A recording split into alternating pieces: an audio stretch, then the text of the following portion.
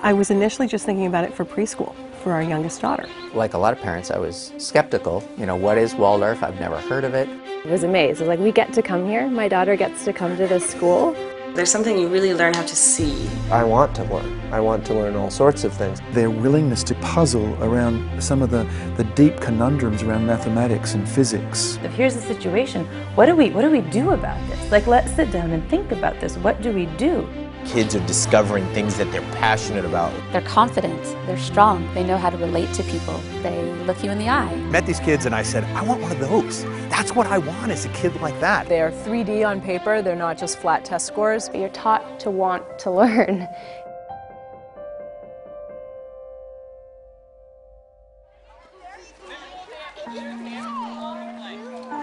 We didn't have the intention to look for a Waldorf school or a Montessori school.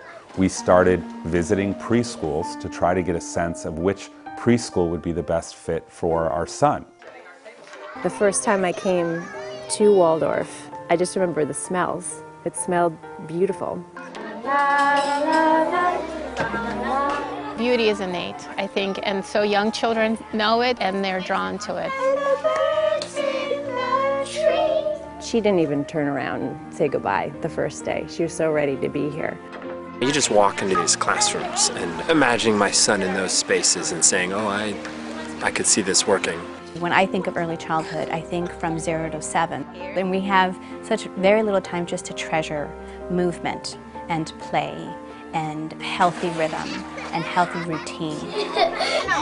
The basis of Waldorf education is the understanding of the human being that comes through the work of Rudolf Steiner. Everything we do in the classroom, from all the sewing, all the craft activities, all those things are fine motor skills because at this age there's incredible brain development that takes place. Do you mind if I could show you my Foxy? I really like the way Waldorf approaches the developmental stage of the child and really looks to where the child is at and how they best learn. I ran away from... When I was really, really small in kindergarten, first grade, second grade, it was just magical, and there were these stories and there were these characters. And the fox had said... They were real kings and queens and princesses in my mind. Every aspect of the curriculum that's introduced in each grade is brought based on a knowledge of how the child's inner life is unfolding at that stage. This pairing of introducing the world with the developmental capacity means is the child is never overwhelmed, but always stretched. And what were they doing then? Alberta, what happens in a Waldorf school is that the approach is artistic, and it is also rigorous. In the Renaissance, you're supposed to be like a universal man. The Waldorf approach is to really wait until they're ready for it, even hungry for it, and then when you introduce it to them, they take it up with enthusiasm rather than feeling pressured to go there. And then you take some of it off. It's never really a command. It's never do this or do that or this is what you should think, ever. It's these are the possibilities. This is one way to look at it. What do you think? So when you look to draw this, you try to capture the mood, you're working on the anatomy of the head and the angle. We're often asked as teachers about the paintings we'll do, and they'll say, well, they're all the same. The fact is, if you spend any time observing each one, you begin to see unbelievable differences. When you have to write it yourself, illustrate it yourself, you take your personal pride in the product because this is your work. I remember every article or poem or essay I wrote because I drew a picture around it, and once we learned calligraphy, there was a calligraphy title and there were colorful borders, and it's really hard to forget information when you really can make it your own. And every school book is different, it's personalized, and you just create their own textbooks. Yeah, this is how you learn math. It instills in you a little obsession with beauty. I mean, everything needs to be aesthetic, and with that just comes a lot of pride in your work too. You see, they can draw beautifully, their writing skills, their science skills, their botanical drawing skills.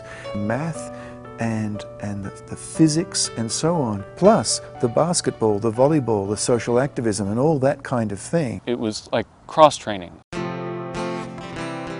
Because I was exposed to art at such an early age, and bringing that to a technical field like engineering really set me apart to come up with new ideas and to communicate those ideas.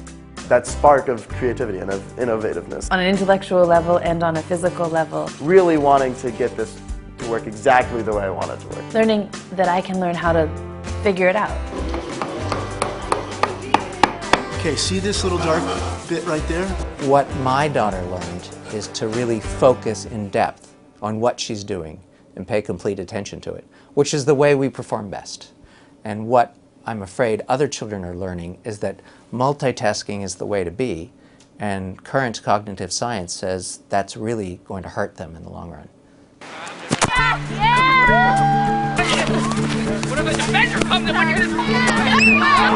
As a father with a son here, I mean, I want him to develop, you know, his physical abilities.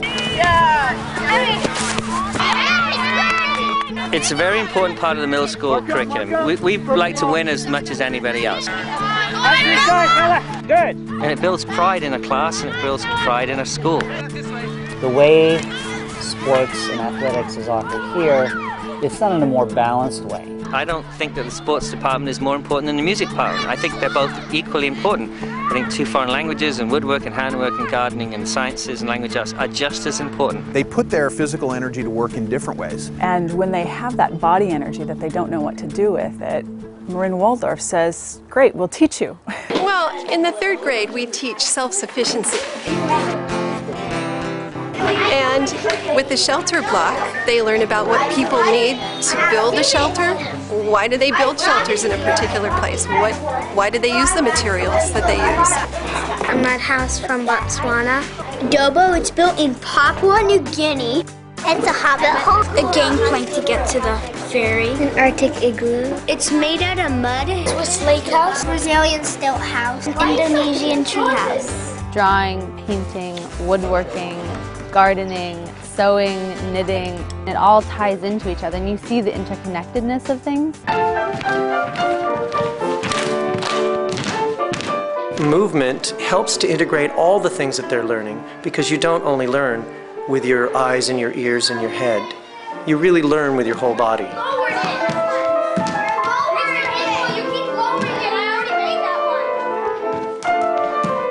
And the biggest question that comes up is, what if you get a teacher you don't like?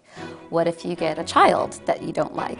You can't just not like your teacher and sort of sit in the back and get away with it. You have to work through things. There wasn't like, oh, those cool kids, or you're not cool so you can't be friends, or you know, ostracizing a girl for her looks. Being able to look people in the eye and say, you know, I disagree with you, but you know, that doesn't mean we're enemies. That doesn't mean we hate each other. The beauty of this curriculum is that you've made that commitment to go that much deeper. The deeper the commitment, the deeper the respect and rapport that a teacher will have with a student, the better that student will do. Who can make a declarative sentence? As they get older, they become more interested in doing what you want them to do because of their love for what they're being taught. And in the younger grades, their love is more for the teacher who stands before them. My children love their teachers, and the teachers love my children. And when the teacher loves the child blossoms. And when the child loves the teacher can learn from the teacher. That's an essential ingredient in education. The teacher becomes a representation of the best of humanity. And that is what the child is looking for. Well, when I hear our class teacher talking about my daughter, I know that when she says, you know, Katie's getting it or not getting it, she's talking about my daughter and what her individual capacities are, and not just any other 3rd grader. It's a true partnership. I know that when a child is struggling, I can really have a frank conversation with their parents, and that we will work together to find a way to support their child. In the beginning, I was quite jealous because Rudolf Steiner has given almost everything about the child to the teachers. When he talks about child development, he gave them a key to how to heal through education, because education can make ill and education can heal. We had this experience with our son Eli. He was very shy, and the other schools made us feel like this shyness was going to be a major problem. And Marin Waldorf School said, nope, Eli is going to come to the world in his own time. And if you just, let him come to the world, he will come. And he did come to the world. And I think it was because there wasn't this incredible pressure to make him do it when he wasn't ready. These little bees were working so hard, making delicious honey. What you see is this unfolding experience of leading the child into the world in a way that has patience about it, that has grace and space. And what you then see is a child when they graduate who can do remarkable things.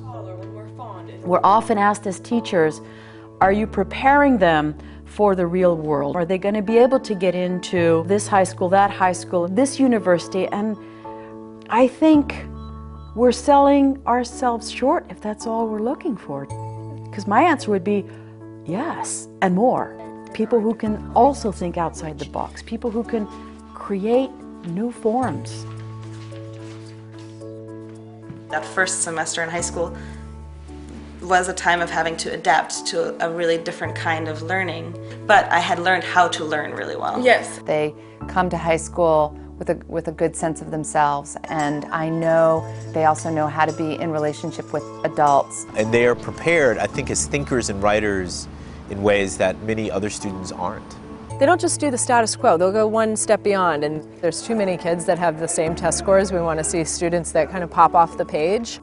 I took my creativity and my initiative that I used as a child and said, I see something that could be created, and I'm going to use my imagination to picture a better world of something that we could create here in Shanghai. It's not just on the level of development of the intellect, but it is this whole human being, this physical, intellectual, emotional, and spiritual component. It's spiritual without being religious in the sense of organized religion. It's not preaching morals to the children, but allowing them to find their own moral within different stories that they hear or different lesson situations that come up. The values they're teaching the kids in the classroom is helping the parents keep those values at home, and I think we are making the world a better place.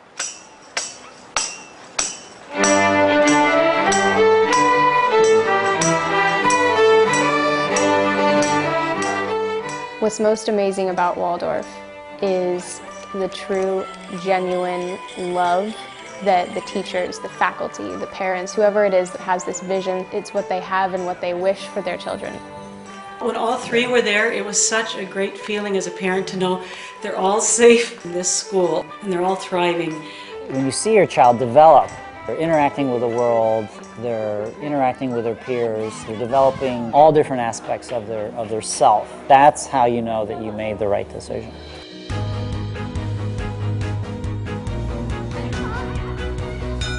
There's not one person who dictates what Marin Waldorf is. There's not one person who dictates what even Waldorf education is. Marin Waldorf really is who's at Marin Waldorf. You can tell there's something that's beautiful about it. But you can't really describe exactly what it is.